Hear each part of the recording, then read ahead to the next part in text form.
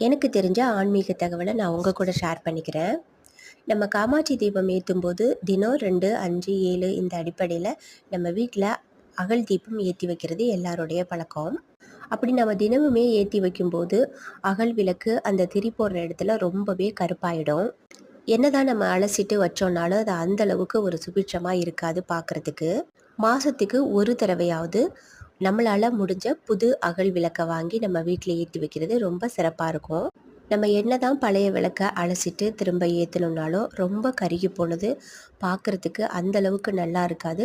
குடும்பத்துக்கு லட்சுமி கடாட்சத்துக்கும் அது பொருந்தாது.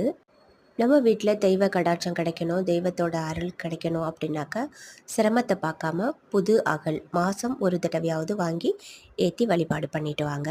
எப்போதுமே புது அகல் விளக்கு வாங்குனீங்கன்னா 2 நாள் தண்ணியில் ஊற வச்சுட்டு அதுக்கப்புறமா எடுத்து சுத்தம் பண்ணி எண்ணெய் ஊற்றி தீபம் ஏற்றி வழிபாடு பண்ணுங்கள்.